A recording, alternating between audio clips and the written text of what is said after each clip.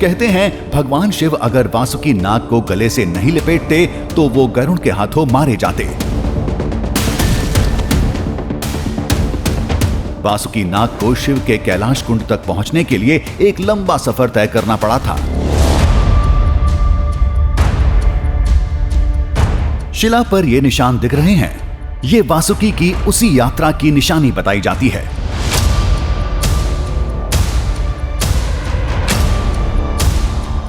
कहते हैं ये उनके आंसुओं के निशान हैं। ये उस समय के हैं जब एक समय उनको जीवन बचाना नामुमकिन लगने लगा था।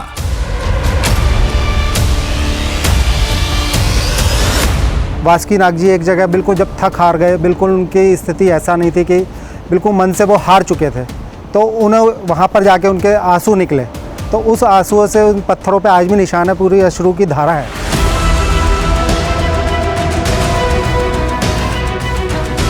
इसे भद्र कैलाश का सबसे बड़ा साक्ष्य माना जाता है। इस निशान को कई बार झुठलाने की कोशिश हुई, कई बार चुनौती मिली, लेकिन हर बार यही साबित हुआ कि ये निशान बनाए हुए नहीं बल्कि प्राकृतिक हैं।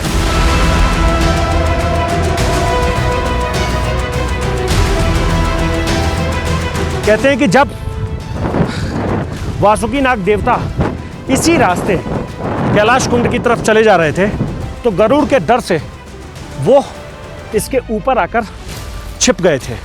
डर के मारे वो ऊपर सो गए थे और वहाँ से भगवान शिव की प्रार्थना कर रहे थे कि हे शिव, मुझे किसी भी तरीके से बचा लो। कहते हैं कि उस वक्त वासुकी नाग देवता के मन में इतना ज़्यादा डर था कि वो काफ़ी देर तक रोते रहे और उसकी निशानी आज भी यहाँ देखने को मिलती है। कहते हैं कि ये उनके आंसुओं की धार है, दो धार है, एक ये और दूसरा ये।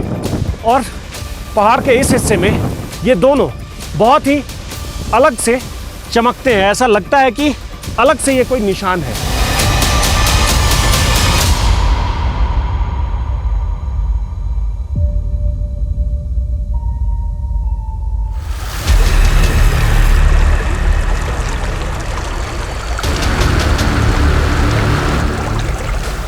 अब हमारा सफर सबसे खतरनाक इलाके में पहुंच चुका था। वैसे भी यह पौराणिक कैलाश पर्वत का मार्ग था, आसानी से तो नहीं पहुंच सकते।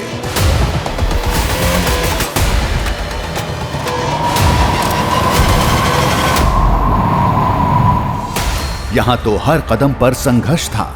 शायद इसी वजह से लोग आज भी साल में एक बार ही वहां जा पाते हैं।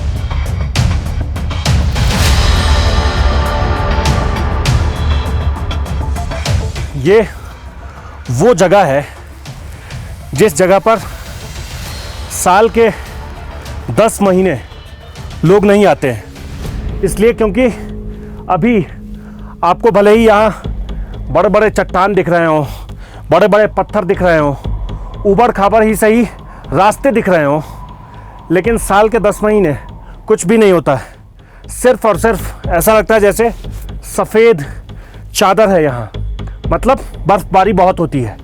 लेकिन साल के 2 महीने ऐसे होते हैं जिन 2 महीनों में इस रूट से लोग सफ़र करते हैं। तो हम उस जगह पर पहुंच गए हैं जिसके एक एक पत्थर पर पैर रखना मुश्किल है।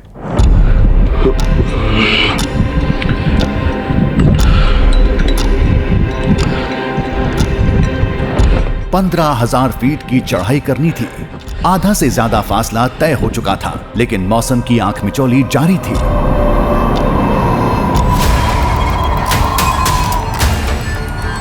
पल में धुंध के बादल छा जाते और चुटकी बजाते गायब भी हो जाते।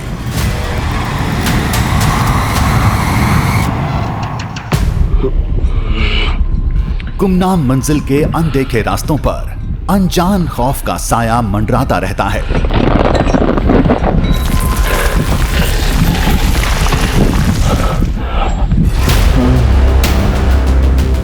पता नहीं आगे किस मोड़ पर किस मुसीबत से सामना हो जाए। पूरे रास्ते बर्फ का खतरा भी बना रहता है, जो ऊपर से चट्टान जैसे दिखते हैं, लेकिन करीब पहुंचते ही हकीकत सामने आ जाती है। ऊपर से देखने में आपको लग नहीं रहा होगा, लेकिन हम जब इसके करीब जाएंगे तो आपको अंदाज़ा चलेगा कि ये किस तरह से बर्फ़ जमी हुई है। हालांकि इसके ऊपर बहुत ज़्यादा कीचड़ है, लेकिन ये बर्फ़ है।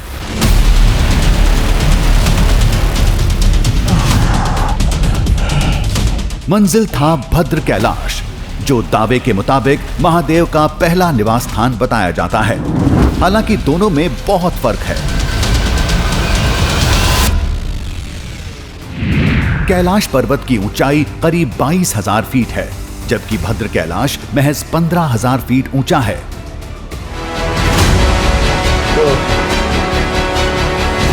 लेकिन जिस पौराणिक काल में यहां भगवान शिव के रहने का दावा होता है, उस समय ये चढ़ाई भी आज के कैलाश जैसी ही कठिन रही होगी।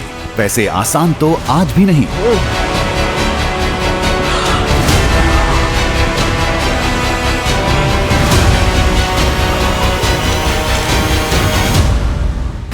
रही निशानी और कहानी की बात, तो ये मार्ग भी इससे भरा पड़ा है। जैसे जैसे हम कुंड के बिल्कुल नज़दीक पहुंचते जाएंगे, ऐसे ही ऊंचे ऊंचे पत्थर रखे हुए दिखाई पड़ने लगते हैं। ये दो बातों की निशानी है। एक तो ये कि अब कैलाश कुंड बहुत दूर नहीं है, कैलाश कुंड की दूरी यहाँ से बहुत ज़्यादा नहीं है। और दूसरी इस बात की निशानी है, कहते हैं कि खुद भगवान शिव जब इस जगह को छोड़कर जा रहे थे तो उन्होंने ऐसे ऐसे निशान छोड़कर गए, ताकि जब कभी भी उनके भक्त या फिर कोई ये जानने आए कि आखिर वो कुंड कहाँ है, तो वो बहुत आसानी से उस जगह तक पहुँच पाए। कैसी होगी वो जगह, शिव का वो पहला संसार, हम तो कल्पना भी नहीं कर पा रहे थे।